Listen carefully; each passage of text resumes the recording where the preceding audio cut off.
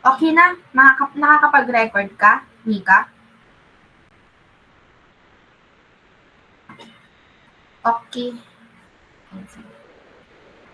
Bubuksan ko lang lahat ng files, Eme.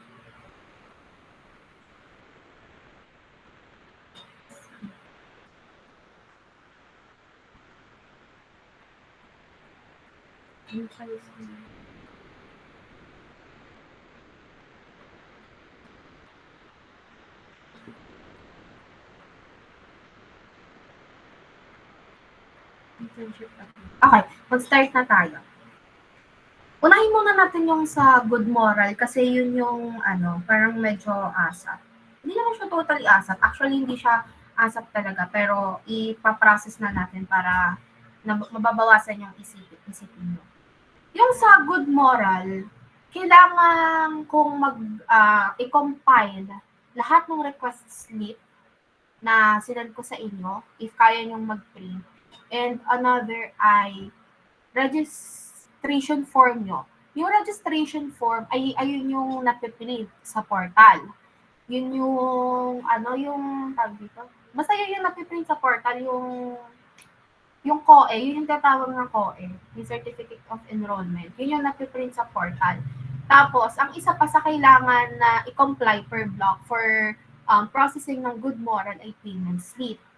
So, para hindi na kayo pabalik-balik sa school, ang gagawin na lang ay yung registration form ay i-upload nyo, i-download nyo yung registration form nyo at i-upload nyo sa drive na isa-send ko mamaya. So, makiki-PDF na po. Tapos, nakalong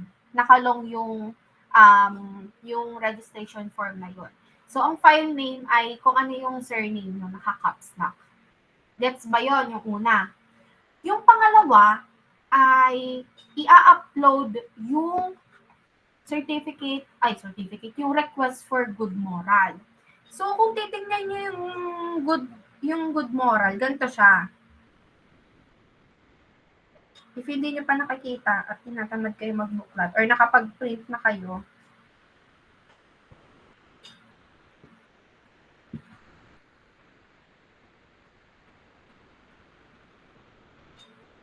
yan.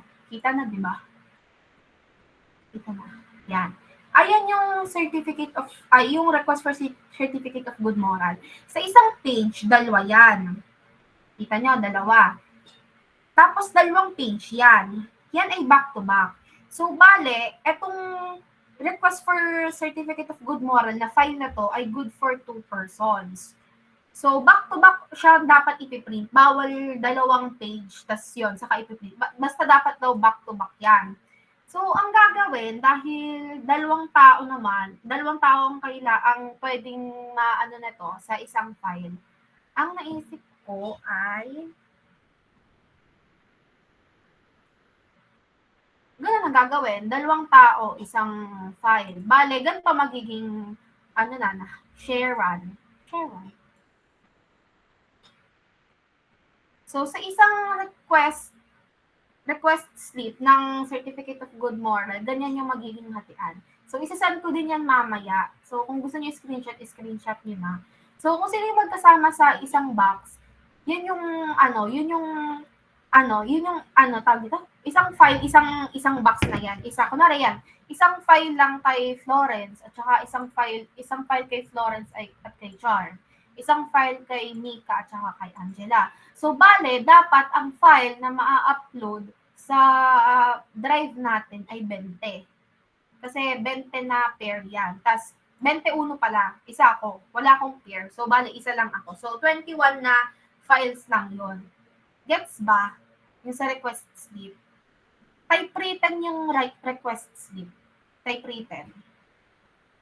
Yan, mukhang gets naman. So, kayo na lang mag-usap sa mga by pair kung sino yung magta-type nun.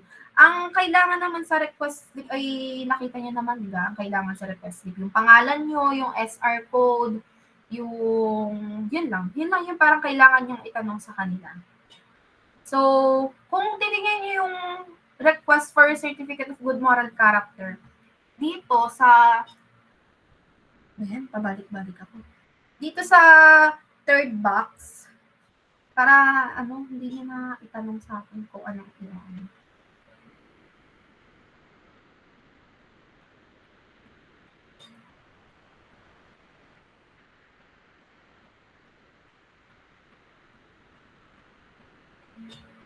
Dito sa I certify that Mr. and Miss Blancas attended the OJT orientation.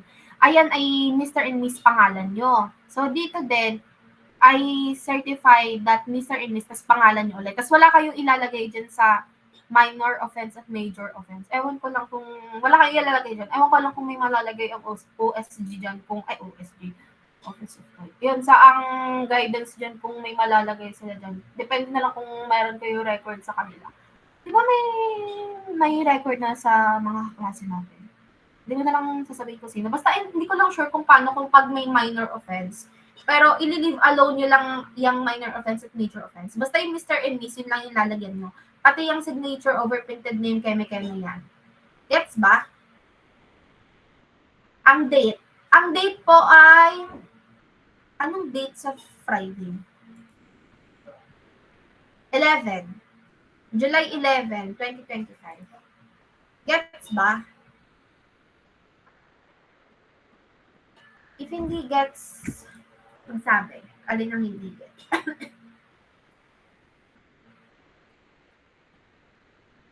So, yun. Fill out. Ano lang yan? Typewriter. Next. Gets na. Yung payment slip. Ang payment slip ay per block na yung payment slip natin. So, bale, dahil ang magpiprint ng mga forms natin ay si Zai, sa kanya din kayo magbabayad ng document stamp. Ang document stamp po, yun po yung babayaran, which is 30 pesos. So, yung 30 pesos, plus yung kung magkano yung mapiprint dun sa dalawang file na i-upload sa Drive. So, si Zai na ang bahalang magsasabi sa GC kung magkano ang babayaran per head. Gets ba yun? Gets ba ang lahat? Baka may hindi kayo gets. Magsabi kayo. Di tapos na. Yes, Mika. Limaans.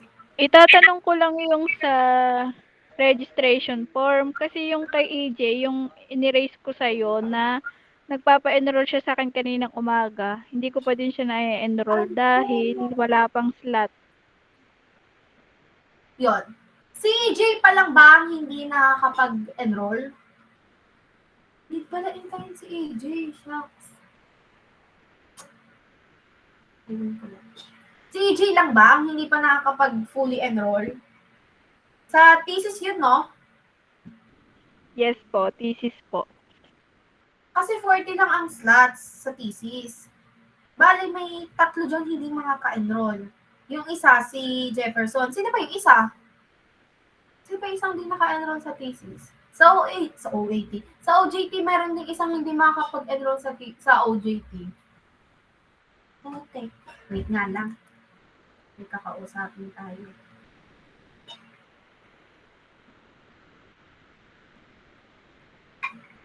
Hindi ko naisip yun.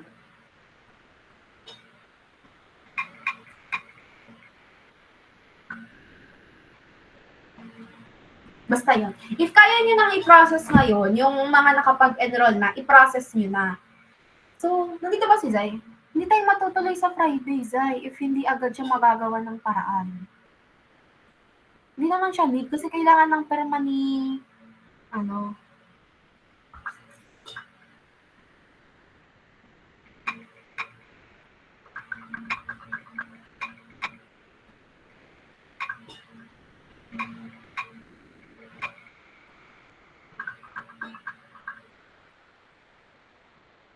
Okay. Yun, pero gets nyo na yung gagawin sa request slip ng good moral. Yung pagpaprocess ng good moral.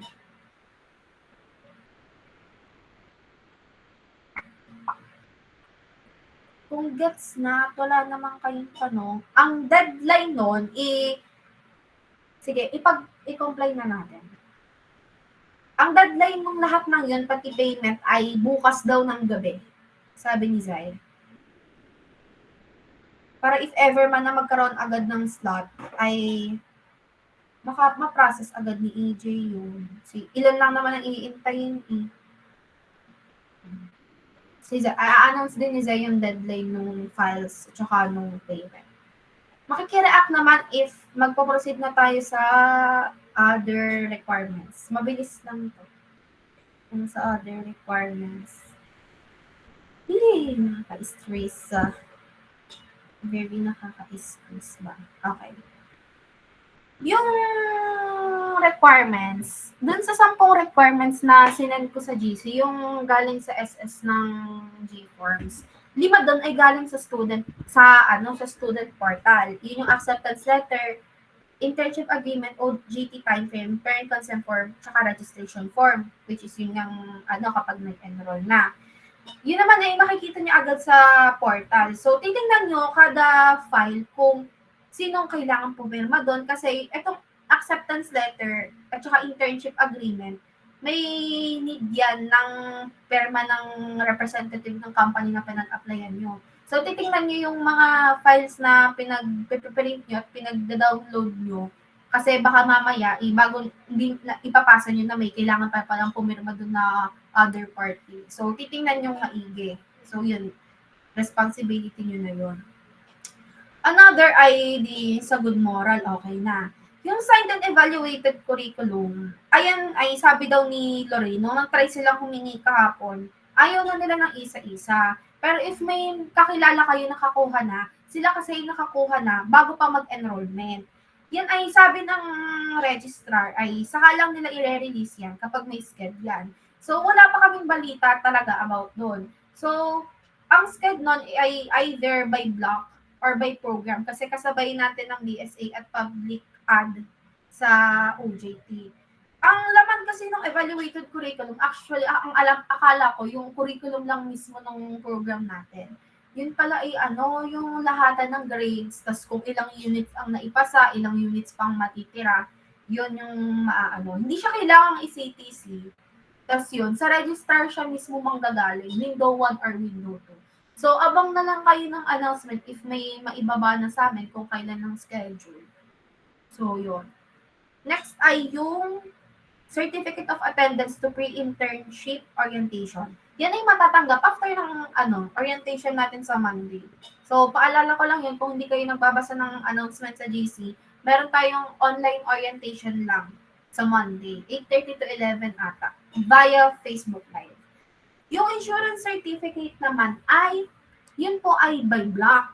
Kasi, nung titry ko, ipa-ask kay Ibya kung pwede nang mag-issue or mag-request, merong isa-submit na papel na may pangalan natin at SR code plus pirma ni OJT coordinator. So, need ng pirma ni OJT coordinator yon. Another ay yung endorsement letter. So, saka lang natin, base dun sa form, dun sa last page ng form, saka lang makukuha tong endorsement letter kapag kumpleto na lahat ng pre-deployment na requirements. Tapos, majority kasi ng documents na to ay hindi agad mare-release unless may OJT coordinator na tayo. Tingnan nyo, pansinin nyo yung sa OJT timeframe, may mga forms dyan na kailangan ng perma ni OJT coordinator. Maski yung request slip, kailangan request slip for good moral, need ng perma ni coordinator. So, yun. Next naman ay MOA. Yung Memorandum of Agreement with Company. Paulit-ulit ko sinasabi na kapag nakita nyo doon sa sinend ko na mga Google spreadsheet na if may MOA yung company na pinag-applyan nyo at saka ng DSU, i-request nyo na lang, i-email nyo na lang i-email nyo na lang yung OJT office. Nabigay ko naman ng email address. So, backread na lang kayo. I-email nyo sila, mag-request kayo ng MOA ng company na yon with DSU. So, with proper greetings, ha? Paano naman kapag walang MOA? Ang alam ko, parang sa ibang block, may nag-email sa OJT office nang hihingi ng proforma. Pwede niyong gawin yon. Or pwede rin kayong mag-fill out nung survey na pinost nila dun sa pinost nila dun sa OJT office. So, hanapin nyo na lang. Sinend ko din yan sa GC bago yung link ng orientation schedule. So, pwede nyo yun. Pwede nyo gawin pareho. Hindi ko alam kung pwede ko ibigay yung pro forma ng MOA. So, yun. Di ba naibigay na? Kunwari, nasa inyo na yung pro forma ng MOA. Ang gagawin doon ay fill outan nyo lahat nung kailangan i-fill out doon. Yung pangalan ng company, kung anong company yon, ano yung ginagawa nila, type-written po lahat iyon. Maski yung pangalan ng pipirma, yung representative ng company, type-written po yun. Bawal daw po ang handwritten. Ang handwritten lang doon ay yung signature. So, pagka-fill out ng form, ganan-ganan, isa-send back iyon sa OJT office. Soft copy lang ha. Isa-send back iyon sa OJT office. I-review nila kung okay na yung filled out form. Yung filled out na form ng MOA. Then saka na sila pwedeng ipapirma sa company na pinag-applyan nyo.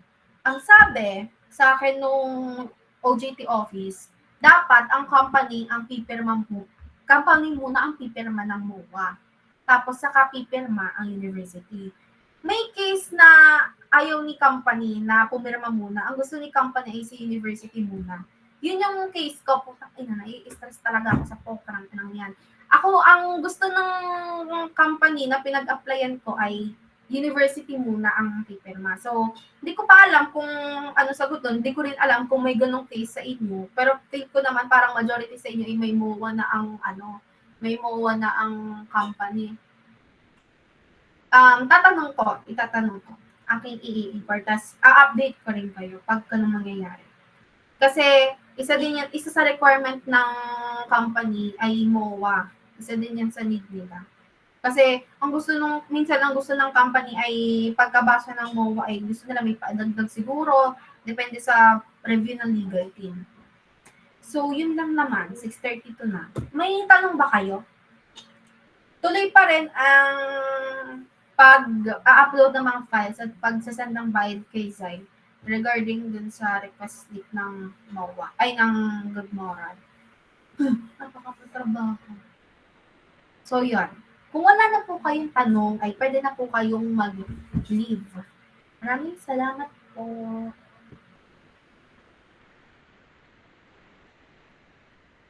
Bakit nakasad si Giovanna?